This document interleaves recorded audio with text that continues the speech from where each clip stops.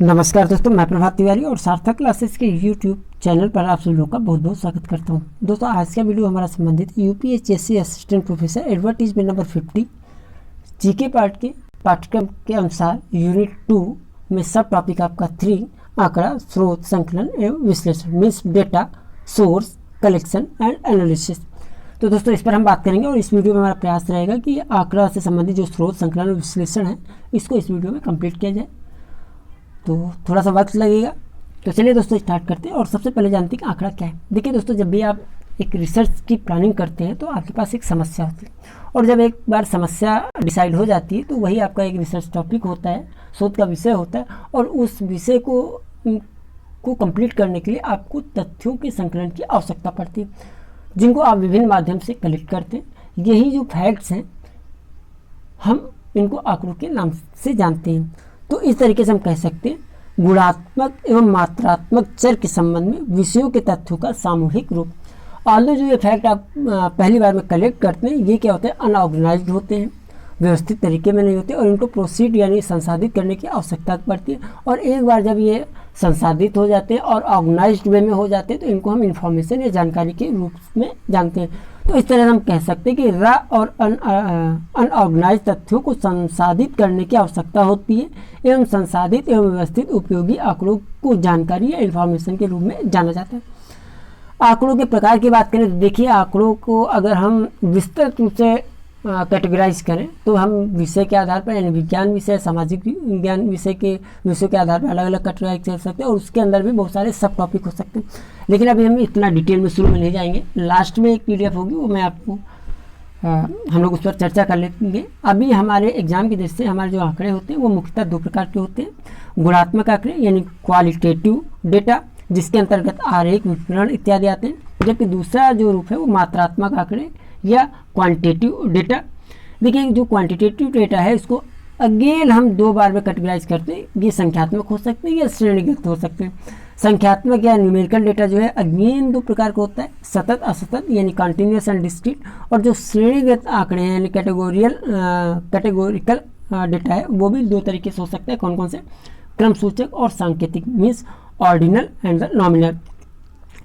अब आंकड़ों के स्रोत की बात करते हैं कि कौन कौन सी विधियां हैं जहां से हमको आंकड़े प्राप्त हो सकते हैं। तो देखिए, आंकड़ों के संकलन की 2 विधियां हैं, प्राथमिक स्रोत और द्वितीयक स्रोत यानी प्राइमरी डेटा, सेकेंडरी डेटा। तो चलिए बात कर लेते हैं पहली बार प्राथमिक आंकड़े या प्राथमिक स्रोत के आंकड़े। ये इस प्रकार के आंकड़े होते हैं दोस्तों जिनको शोधकर्ता द्वारा सीधे तौर पर मुख्य स्रोत से संग्रहित किया जाता है। और प्राथमिक आंकड़ों के संग्रहों की इस तरीके से कई विधियाँ हैं, और यहाँ मुख्यतः 4 विधियाँ जिन पर हम बात करेंगे। तो सबसे पहली विधि है अवलोकन विधि या ऑब्जर्वेशन मेथड। ऑब्जर्वेशन मेथड का तात्पर्य है कि प्रत्यक्ष रूप से आप किसी पर स्टडी कर रहे हैं, उसके बीच में आप रह रहे हैं, और जो आप देख रहे हैं उनको डेटा के रूप में आप कलेक्ट कर रहे हैं। सपोज दैट अगर कोई शोध किसी जनजाति समूह पर है तो आपको उनको ऑब्जर्व करना है, उसके लिए आपको वहाँ पर रहना पड़ेगा। और अवलोकन भी आप 2 तरीके से कर सकते हैं कि जहाँ पर आप रह रहे हैं और जिस पर आप शोध कर रहे हैं उनको मालूम हो कि आप उन लोगों के ऊपर शोध कर रहे हैं, या दूसरा हो सकता है कि आप जिन लोगों पर आप शोध कर रहे हैं उनको इस बात की जानकारी न हो कि आप उन पर शोध करें। तो इस तरीके से अवलोकन विधि जो है 2 तरीके से हो जाती है, प्रत्यक्ष अवलोकन और अप्रत्यक्ष अवलोकन। तो अवलोकन विधि क्या है दोस्तों, आमतौर पर इस विधि का प्रयोग व्यवहार विज्ञान यानी बिहेवियरल साइंस में संबंधित विषयों में इसका प्रयोग किया जाता है। अब अवलोकन विधियों के हम कुछ लाभ देख लेते हैं। देखिए, हम वैसे तो अगर हम रिसर्च में डेटा में जाते हैं तो बहुत डीपली हम जा सकते हैं, लेकिन हम केवल उन्हीं तथ्यों को शामिल करेंगे जो कि आपके एग्जाम की दृष्टि से इंपॉर्टेंट है। तो what is the advantage of the observation method, इस पर एक नज़र डाल लेते हैं। देखिए, ये क्या है, व्यक्तिपरक पूर्वाग्रह से ये रहित होते हैं, यानी इसमें आप कोई पहले से पूर्वाग्रह नहीं बनाते हैं, जो आप देखते हैं उसी को आप लिखते हैं सब। तो व्यक्तिपरक पूर्वाग्रह से रहित होंगे। आंकड़े भविष्य के इरादे व्यवहार से प्रभावित नहीं होती, यानी अगर आप हमारे पास रिसर्च करें तो आपको अभी ये कुछ भी नहीं मालूम कि भविष्य में मैं क्या करने वाला हूँ, वर्तमान में मैं क्या कर रहा हूँ, जो देख रहे हैं आप उस पर आप जो है रिसर्च कर रहे हैं। इसके अतिरिक्त किसी भी ग्रुप के प्राकृतिक व्यवहार को इसके द्वारा दर्ज किया जा सकता है। सपोज दैट आप किसी जनजाति समूह पर रिसर्च कर रहे हैं तो ऑब्जर्वेशन में आप वहाँ पर हैं तो आप उसको देख रहे हैं ना कि जो समुदाय के लोग हैं वो क्या खा रहे हैं, क्या पी रहे हैं, किस हिसाब से उनका जो है अर्निंग के वो लोग क्या स्रोत कर रहे हैं, शिकार करते हैं, खेती करते हैं, मजदूरी करते हैं या जॉब करते हैं। तो उनका जो नेचुरल व्यवहार होगा, बिहेवियर होगा, उसको दर्ज किया जा सकता है अवलोकन विधि से। लेकिन इसकी कुछ सीमाएं भी हैं। What is the limitation? तो सबसे बड़ी बात है कि ये खर्चीली विधि, जैसा भी हम लोगों ने बात किया कि अगर आपको ऑब्जर्वेशन करना चाहे प्रत्यक्ष रूप से या अप्रत्यक्ष रूप से, तो आपको वहाँ पर रहना पड़ेगा, आपको समय देना पड़ेगा, तो ये एक खर्चीली विधि हो जाती है। इसके द्वारा सीमित जानकारी ही प्राप्त होती है और अप्रत्याशित कारक अवलोकन कार्य में हस्तक्षेप भी कर सकते हैं। बहुत सारे ऐसे फैक्टर होते हैं जो अचानक हो सकता है कि वो बीच में आ जाए और आपको जो अवलोकन कार्य है वो बाधित हो जाए। उदाहरण के तौर पर मान लीजिए आप कहीं पर गए थे थोड़ी देर के लिए किसी जनजाति समूह में, और वहाँ पर कोई ऐसी दुर्घटना हो जाए जिसके कारण आपको जो है आपके ऑब्जर्वेशन जो है प्रभावित हो। आगे बात करेंगे दूसरी विधि, साक्षात्कार विधि, यानी इंटरव्यू मेथड। देखिए इंटरव्यू मेथड जो साक्षात्कार होते हैं वो भी कई प्रकार के होते हैं, लेकिन यहाँ पर मुख्यतः हम दो साक्षात्कार पर बात करेंगे। एक है व्यक्तिगत साक्षात्कार और दूसरा टेलीफोनिक साक्षात्कार। तो व्यक्तिगत साक्षात्कार या पर्सनल इंटरव्यू से लाभ देख ले। देखिए साक्षात्कार में होता क्या है कि जो उत्तरदाता होता है और जो प्रश्नकर्ता होता है वो आमने सामने होते हैं व्यक्तिगत साक्षात्कार में, जबकि टेलीफोनिकली में क्या होता है कि आमने सामने न होकर टेलीफोन से बात हो जाती है। तो व्यक्तिगत साक्षात्कार के जो लाभ हैं देख लीजिए क्या है इसके द्वारा गहनता से अधिकतम जानकारी प्राप्त की जा सकती है, क्योंकि उत्तरदाता प्रश्नकर्ता के सामने, और कोई अगर आप प्रश्न कर रहे हैं बीच में अगर कोई आपके माइंड में और भी कोई प्रश्न आ जाता है जो आपको लगता है कि इसका भी हमें उत्तर प्राप्त कर लेना चाहिए, तो वहाँ पर आप प्रश्न करके उत्तर प्राप्त कर सकते हैं। प्रदेश को जो प्रतिदर्श नमूना है उसको इसमें नियंत्रित किया जा सकता है। आप ये डिसाइड कर सकते हैं कि कितने लोगों का आपको इंटरव्यू लेना, किस लेवल के लोगों का आपको इंटरव्यू लेना, आपकी रिसर्च के आधार पर जो है आपको जो प्रदेश नमूना साइज है उसको आप जो है नियंत्रित कर सकते हैं। अधिक लचीला यानी ग्रेटर फ्लेक्सिबिलिटी इसमें, क्योंकि उत्तरदाता आपके सामने होगा तो प्रश्न आप करते जाएंगे। अगर कोई चीज़ समझ में नहीं आ रही तो आप अपने प्रश्न को समझा सकते हैं सही से, उत्तर और सही से आप प्राप्त कर सकते हो। तो एक थोड़ी सा लचीलापन इसमें जो है वो अधिक होता है। असंरचित साक्षात्कार द्वारा गलत व्याख्या से बचा जा सकता है और वैधता की जांच भी की जा सकती है। जो इंटरव्यू मेथड है, पर्सनल इंटरव्यू मेथड, इसमें सूचना की वैधता को आसानी से जांचा जा सकता है। और सबसे बड़ा फायदा इसमें ये होता है कि इसकी जो प्रतिक्रिया की दर है वो बहुत उच्च होती है, यानी जो भी आप प्रश्न करेंगे उसका आपको उत्तर मिलेगा। हो सकता है आपको पूरी जानकारी मिल जाए, अगर उत्तर नहीं मिला तो आपको वहाँ पर भी आपको उत्तर मिल जाएगा सर हमें इसकी जानकारी नहीं है, जो भी है। तो इस तरीके से हम कह सकते हैं कि जो पर्सनल इंटरव्यू मेथड है, व्यक्तिगत साक्षात्कार है, इसमें प्रतिक्रिया की दर जो है बहुत उच्च होती है। इसका प्रशासन बहुत आसान होता है, क्योंकि इसके अंतर्गत उत्तरदाता को एक लंबे चौड़े क्वेश्चनायर या प्रश्नावली भरने की आवश्यकता नहीं होती है। इसके द्वारा उत्तरदाता के शारीरिक हाव भाव को भी आप आसानी से परख सकते हैं, क्योंकि उत्तरदाता बिल्कुल आपके सामने है। उत्तरदाता की पहचान प्रश्नकर्ता को रहती है। साक्षात्कार की पूर्णता की निश्चितता रहती है, क्योंकि आप जो प्रश्न पूछ रहे हैं आपको उत्तर उसका मिलता जाएगा, और किसी को उत्तर अगर सही से नहीं मिल रहा है तो आप उसको एक्सप्लेन करके उसका उत्तर पाने का प्रयास कर सकते हैं। तो इस तरीके से जो पर्सनल इंटरव्यू होता है उसका पूर्णता की जो निश्चितता है वो काफ़ी अधिक होती। लेकिन इसकी कुछ लिमिटेशन भी है व्यक्तिगत साक्षात्कार की। क्या क्या है?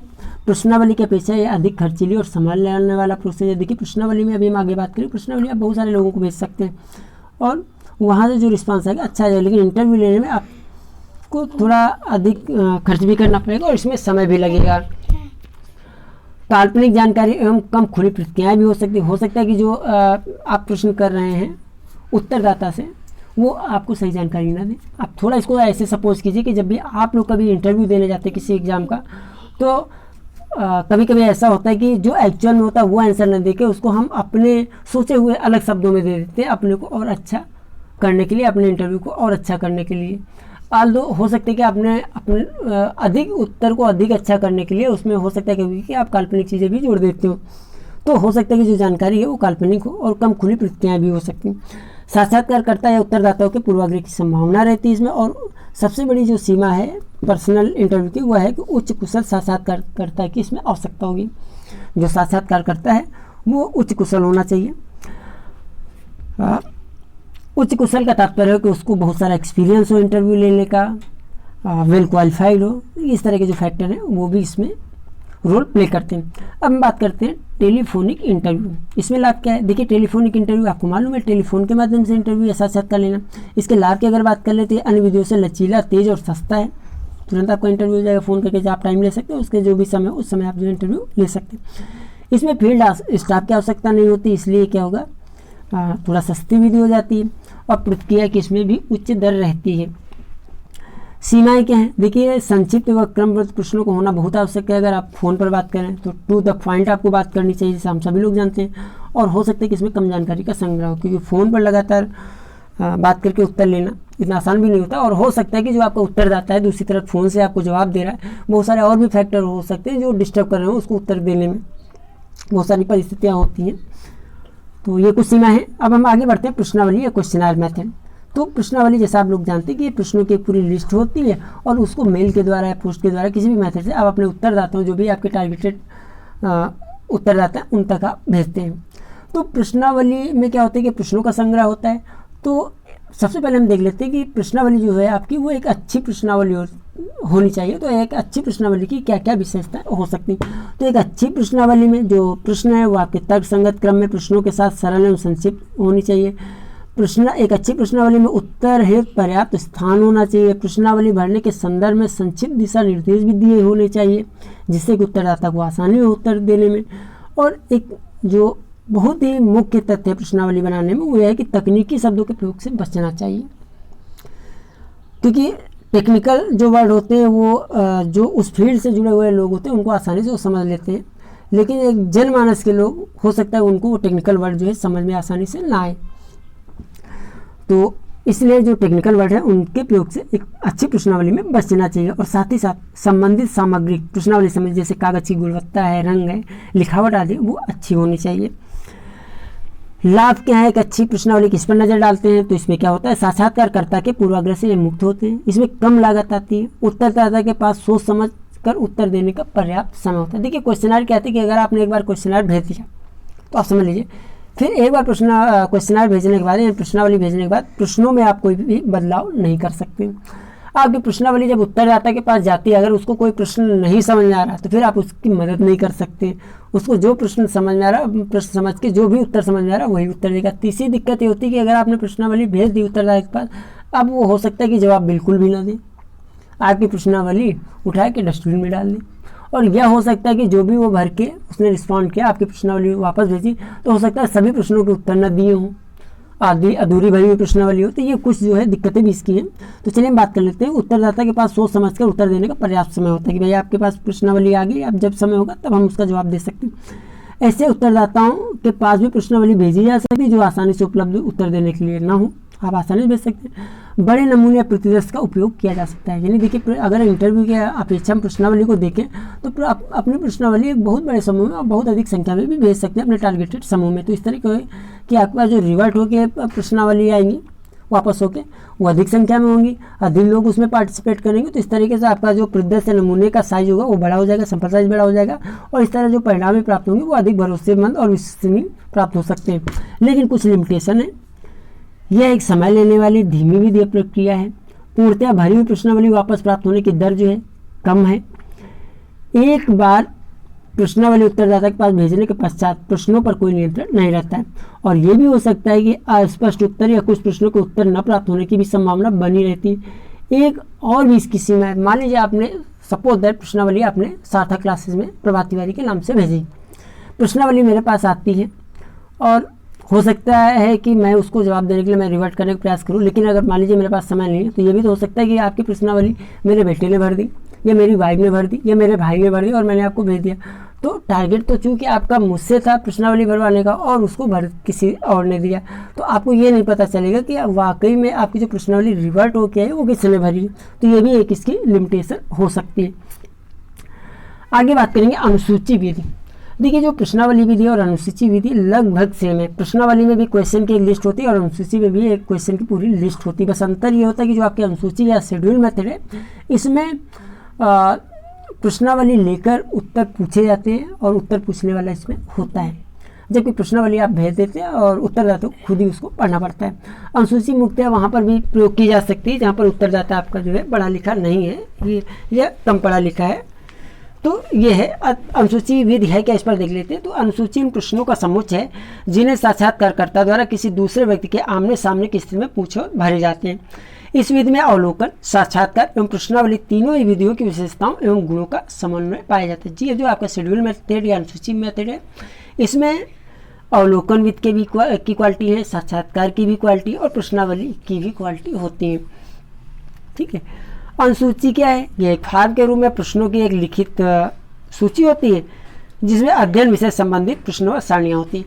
अनुसूची मेथड का एक सबसे अच्छा उदाहरण है हमारी जनगणना। जनगणना अनुसूची मेथड से ही की जाती है। ठीक, तो जनगणना में इसी विधि का प्रयोग किया जाता है। सामाजिक शोध में प्रमुखता से प्रयुक्त होने वाली यह एक खर्चीली विधि है। अनुसूची मेथड खर्चीली विधि क्यों? क्योंकि इसमें फील्ड स्टाफ की आवश्यकता पड़ती। अच्छा, अब एक नज़र डाल लेते हैं प्रश्नावली और अनुसूची में क्या अंतर है।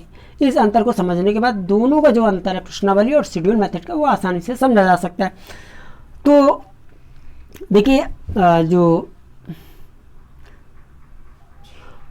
प्रश्नावली मेथड है ये आमतौर पर मेल द्वारा प्रेषित की जाती है और प्रेषक द्वारा कोई अन्य सहायता नहीं की जाती है इसमें। यानी आपने प्रश्नावली भेज दिया उत्तरदाता के पास, उत्तरदाता के पास जब प्रश्नावली पहुंचती है तो अब आपके प्रश्न उसको समझ में आ रहे हैं कि नहीं समझ में आ रहे हैं, तो आप उसमें कोई मदद नहीं कर सकते। जबकि अनुसूची मेथड में प्रश्नावली प्रश्नकर्ता के पास होती, तो जब वो प्रश्न पूछता है, अगर कोई प्रश्न उत्तरदाता को नहीं समझ में आया तो वो रिपीट कर देते हैं, ये समझा देता है, जैसा जनगणना में होता है। प्रश्नावली एक सस्ती विधि है अगर तुलना करें अन्य विधियों से, जबकि जो हमारी अनुसूची मेथड है, शेड्यूल मेथड है, इसमें क्षेत्रीय कार्यकर्ताओं की आवश्यकता पड़ती है, जिसके कारण इसका खर्च बढ़ जाता है। यानी यह एक खर्चीली विधि हो जाती है। व्यक्तिगत संपर्क नहीं होता है प्रश्नावली में। आपने प्रश्नावली भेज दी, संपर्क नहीं आपका उत्तरदाता से। जबकि अनुसूची में प्रत्यक्ष व्यक्तिगत संपर्क रहता है, क्योंकि अनुसूची प्रश्नकर्ता के पास रहती है। उत्तर न प्राप्त होने की उच्च दर होती है प्रश्नावली में, जैसे हमने पहले भी बात की है कि उत्तरदाता के मूड पर डिपेंड है कि वो आपकी प्रश्नावली वापस करे, पूरी भरे, आधी भरे, वो उसके माइंड पर डिपेंड करता है। लेकिन यहाँ पर आप चूँकि जस्ट लाइक इंटरव्यू अनुसूची में आप प्रश्न पूछ रहे हैं तो उत्तर आपको मिलेंगे। अगर कोई प्रश्न नहीं समझ आ रहा तो आप समझा सकते हो, तो एक लचीली विधि भी हो जाती है आपकी अनुसूची मेथड। उत्तर न प्राप्त होने की उच्च दर होती, ये हो गया। आगे बढ़ते हैं। अत्यधिक धीमी विधि आपकी प्रश्नावली विधि, जबकि जो आपकी अनुसूची विधि इसमें जानकारी समय पर एकत्रित हो जाती है। उत्तरदाता की पहचान छिपी रहती है किसमें? प्रश्नावली मेथड में। जबकि अनुसूची मेथड में चूँकि उत्तरदाता आपके सामने है तो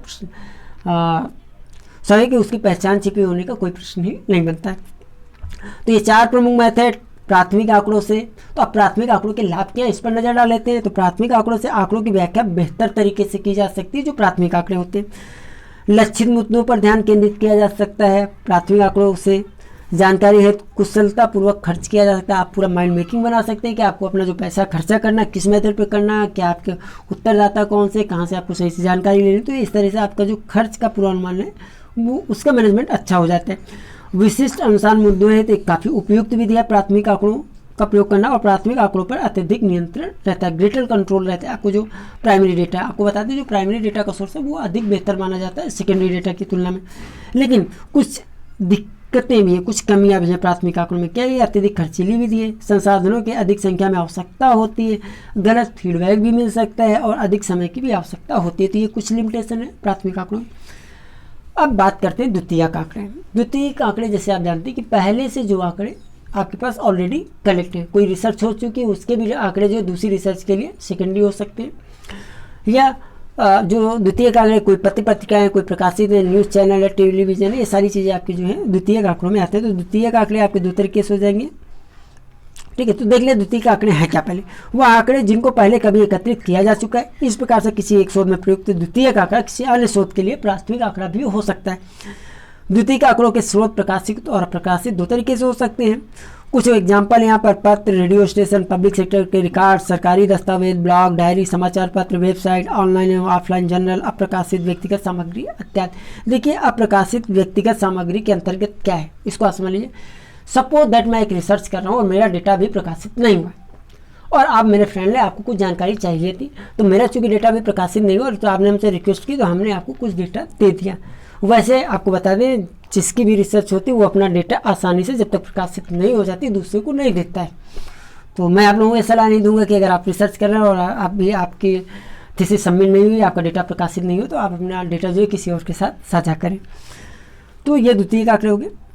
अच्छा, अब द्वितीयक आंकड़ों के लाभ क्या है इस पर एक नज़र डाल लेते हैं। आमतौर पर सस्ते हैं, सन और धन दोनों के रूप से देखा जाए, सेकेंडरी डेटा आसान है, छोटे स्तर के शोध अध्ययन है तो उपयुक्त है, प्राथमिक अनुसंधान योजना बनाने में सहायक है, में जो द्वितीयक आंकड़े होते हैं वो सहायक होते हैं। अगर आप कोई रिसर्च करना चाह रहे हैं तो आप जनरली के लिटरेचर रिव्यू करते हैं, पहले से कौन सी रिपोर्ट प्रकाशित हैं, तो ये सारी चीज़ें आप देखते हैं, तो प्राथमिक अनुसंधान की योजना बनाने में सहायक होते हैं। और जो सेकेंडरी डेटा है दोस्तों, उनको प्राप्त करना बहुत आसान होता है। अब तो आप आज की डेट में तो और भी ज़्यादा आसान हो गया है, सबके पास जो है मोबाइल फ़ोन है, आपको डेटा चाहिए तुरंत आप विजिट कर सकते हैं, कहीं पर भी अपना डेटा प्राप्त कर सकते हैं। विभिन्न स्रोतों के आंकड़ों की तुलना भी की जा सकती है। बहुत सारे चैनल हैं, आप लोग कंपेयर करते हैं, न्यूज़ चैनल कंपेयर करते हैं, न्यूज़पेपर कंपेयर करते हैं, तो ये सारी चीज़ें जो कंपेयर करना है द्वितीयक आंकड़ों से काफ़ी आसान हो जाता है। लेकिन इसकी कुछ लिमिटेशन क्या है दोस्तों, मैं आपको सीधे बता दूँ। अक्सर मैं आपने सुना होगा, मैं वीडियो में बोलता हूँ दोस्तों, देखिए मैं भी डेटा कहीं से कलेक्ट करता हूँ और एक बार वीडियो अपलोड हो जाने के बाद उसमें करेक्शन करवाना पॉसिबल नहीं होता। तो अगर मुझे कोई करेक्शन मिलेगा तो मैं कमेंट बॉक्स में पिन कर दूँगा।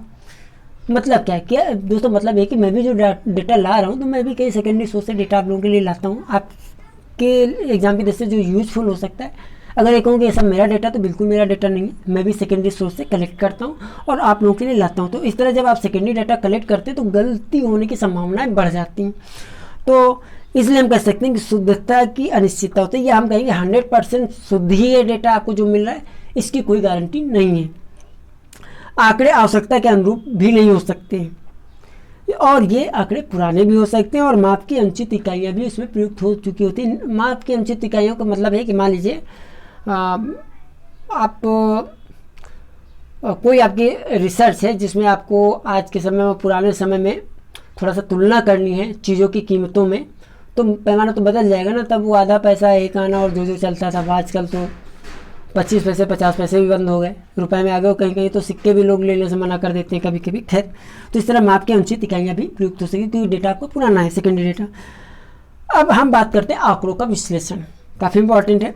आंकड़ों का विश्लेषण देखिए निम्न 4 चरणों में किया जाता है। कौन कौन से चरण है? एक तो वर्गीकरण है, कैटेगराइजेशन, दूसरा आवृत्ति वितरण, तीसरा मापन और चौथा व्याख्या। तो वर्गीकरण जो है वो शोध की समस्या और उद्देश्य के अनुसार किया जा सकता है। आवृत्ति वितरण या फ्रीक्वेंसी डिस्ट्रीब्यूशन की बात करें तो यह मात्रात्मक आंकड़ों के वर्ग के अनुसार इसका सरलीकरण किया जा सकता है। और ये 2 विधियाँ इसकी, पहली प्राथमिक विधि और दूसरी द्वितीयक विधि। प्राथमिक विधि कैसी विधि है? यह एक वर्णनात्मक है और इसके द्वारा प्रत्येक वर्ग में मामलों की संख्या प्राप्त होती है, जबकि जो द्वितीय विधि है यह आवृत्ति और प्रतिशतता की तुलना से संबंधित है। अतः इसके द्वारा विभिन्न संबंधों को प्रदर्शित करने हेतु प्रयुक्त किया जाता है। और अगले मेथड पर चलते हैं, मापन, मेजरमेंट। देखिए मापन क्या है? आंकड़ों का मापन केंद्रीय प्रवृत्ति की मापों के रूप में किया जाता है। आप सब लोगों ने पढ़ा हुआ है। केंद्रीय प्रवृत्ति की मापें कौन कौन सी है? माध्य है, माध्यिका है, बहुलक, यानी मीन, मीडियन, मोड, सबने पढ़ा हुआ है। तो जो माध्य है, मापन के समूहों का ये अंकगणित औसत होता है, जो एवरेज निकालते हैं उसको हम मीन बोलते हैं। माध्यिका मतलब है किसी जो मापन है उसके बिल्कुल बीच का जो डेटा है वो। देखिए बीच का डेटा 2 तरीके से लिया जा सकता है। इसके लिए आपको देखना पड़ेगा कि आपके पास जो आंकड़े हैं उनकी संख्या क्या है, सम है या विषम है। अगर विषम है, सपोज दैट 3 है आंकड़ों की संख्या, तो बीच वाला आंकड़ा जो 2 नंबर का वो आ जाएगा। लेकिन अगर 4 है यानी सम है, तो फिर वहाँ पर 2 आंकड़े मिलेंगे, उसमें आपको एवरेज निकाल के तब वैल्यू निकालनी पड़ती है। थोड़ा सा मैथ में हम सांख्यिकी में चले जाएंगे तो आगे नहीं पढ़ेंगे। तो माध्यिका क्या है? बिल्कुल बीच में जो पढ़ने वाला आंकड़ा है उसको माध्यिका यानी मीडियन बोलते हैं। और बहुलक का मतलब है जो सबसे ज़्यादा बार आंकड़ा रिपीट हुआ हो, तो उसको हम क्या कहेंगे? बहुलक कहेंगे। तो देखिए लिखा भी है, मापन के आंकड़ों में सबसे अधिक बार आने वाला आंकड़ा जो है बहुलक, जो बहुत बार आए, यानी मोड। मापन में प्रयुक्त होने वाले पैमाने आपको बता दें। देखिए एक तो साधारण पैमाना यूज होता है, ऑर्डिनल स्केल, दूसरा नॉमिनल पैमाना यूज होता है, तीसरा अंतराल पैमाना और चौथा अनुपात पैमाना। ये 4 पैमाने मापन में प्रयुक्त होते हैं, साधारण, नॉमिनल, अंतराल और अनुपात पैमाना। माध्य के प्रकार हम देख लें तो माध्य देखिए 4 प्रकार का होता है। समांतर माध्य यानी AM, देखिए यहाँ AP लिख गया है, एक्चुअली में P का मतलब प्रोग्रेशन होता है, अर्थमेटिक प्रोग्रेशन, यानी समांतर श्रेणी, जिसको आप लोगों ने पढ़ा होगा, जिन लोगों ने साइंस स्ट्रीम से मैथ ली होगी 11th 12th में, तो वहाँ पर समांतर माध्य, गुणात्मक माध्य, हरात्मक माध्य, ये सारी चीज़ें पढ़ाई जाती हैं। लेकिन सांख्यिकी में मीन की बात करेंगे तो AM यानी समांतर माध्य। समांतर जो श्रेणी होती है जो एक डिफरेंट अंतर में चलती है, जैसे 2, 4, 6, 8, उसमें से समांतर माध्य लिया जाता है। गुणात्मक माध्य वहाँ पे लिया जाता है जब आपके आंकड़े जो है एक सीरीज फॉर्म में इस तरह से हो, जैसे 2 फिर 4 फिर 8 डबल तिबल होते हुए या घटते हुए, इस तरह की जो सीरीज होती है। हरात्मक माध्य यानी HM और अंत में वर्णकारणी माध्य यानी क्वाड्रेटिक मीन। तो 4 प्रकार के माध्य होते हैं, समांतर माध्य, गुणात्मक माध्य, हरात्मक माध्य और वर्णकारणी माध्य। तो 4 माध्य हो गए। ये जो P लिखा है इसको आप M पढ़िएगा।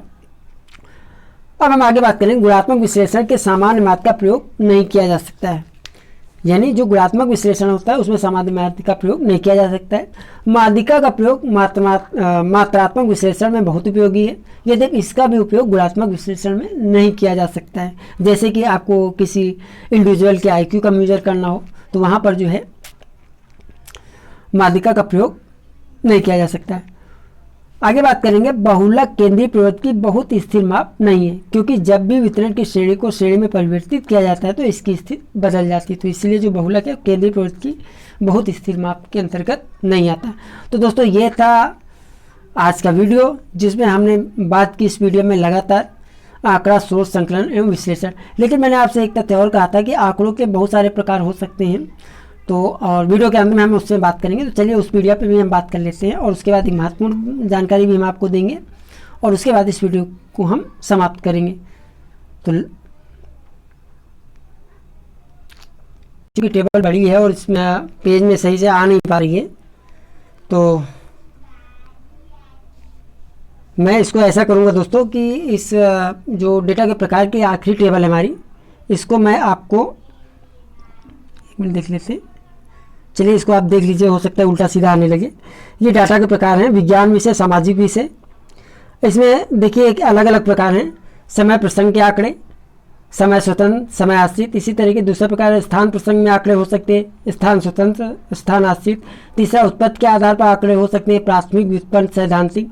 या विज्ञान विषय का जो चौथा प्रकार है आंकड़ों का, वो संख्यात्मक मूल के आधार पर आंकड़े हो सकते हैं, निश्चय आंकड़े या अनुमान आधारित आंकड़े।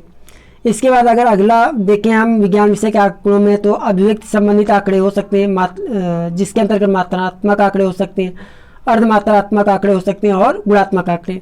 और एक और प्रकार है प्रस्तुतिकरण के से संबंधित आंकड़े। तो ये हो सकते हैं आपके प्रतीकात्मक आंकड़े, संख्यात्मक आंकड़े, रेखाचित्रीय आंकड़े। अब अगर हम बात करें सामाजिक विषय के अनुसार जो आंकड़े हैं, तो इसमें पहला जो प्रकार है विशेषता के आधार पर आंकड़े, तो ये आपके दो हो सकते हैं, मात्रात्मक आंकड़े, गुणात्मक आंकड़े, जो मैंने बात की। उसके बाद जो अगला प्रकार हो सकता है सामाजिक विषय के आंकड़ों में, वो है उत्पत्ति के आधार पर, तो ये प्राथमिक और द्वितीयक हो सकते हैं। तो तीसरा प्रकार विशेषता के आधार पर आंकड़े हो सकते हैं, तो ये हो सकते हैं आपके एक चर, द्विचर या बहुचर आंकड़े। अगला प्रकार है समय के आधार पर आंकड़े, तो ये समय श्रृंखला आंकड़े या प्रतिनिधात्मक आंकड़े हो सकते हैं। मापन के आधार पर आंकड़ों के अगर प्रकार की बात करें तो ये हो सकते हैं क्रम सूचक, अंतराल आंकड़े, सांकेतिक आंकड़े या अनुपात आंकड़े। और अंत में जो आंकड़ों का प्रकार है वो निरंतरता के आधार पर आंकड़े हो सकते हैं। कौन कौन से? विवेचित आंकड़े या सतत आंकड़े। देखिए ये नोट्स हैं हमारे, जो आपको बता दें कि ग्रुप हमारा जीके की तैयारी के लिए चल रहा है, जिसमें आपको नोट्स दोनों लैंग्वेज में, हिंदी मीडियम में, इंग्लिश मीडियम, क्योंकि 47 में आप लोग जैसे जानते हैं कि असिस्टेंट प्रोफेसर में सबसे पहले अगर किसी ने वर्क करना चालू किया था और जो सबसे पुराना और एक मात्र विश्वसनीय चैनल है वो सार्थक क्लासेज है। और मैंने ये प्रयास पिछली बार भी मैंने बोला था कि देखिए इंग्लिश में मैंने वर्क नहीं किया, इस बार मैं वर्क कर रहा हूँ और मेरा प्रयास रहेगा अगर मैं यूट्यूब पर बहुत अच्छा इंग्लिश में पढ़ा ना पाऊँ तो कम से कम मैं नोट्स जरूर तैयार करूँ और जो भी मेरा टोटल मैटर है एडवर्टीजमेंट 50 में वो दोनों लैंग्वेज में हो। तो मैं देखिए प्रयास कर रहा हूँ, जो अभी मैंने आपको पढ़ाया वहाँ पर सेम इंग्लिश में भी है।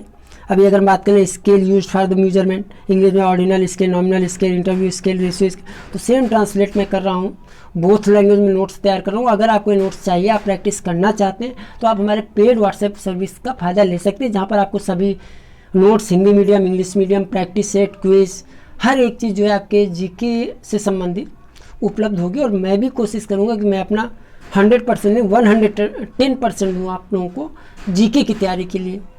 यही मेरा उद्देश्य है, यही मेरा सपना है दोस्तों। आई होप कि आज का वीडियो आपको पसंद आया होगा। मैं आपसे फिर मिलता हूँ अगले वीडियो में कुछ नई जानकारी के साथ। तब तक के लिए नमस्कार।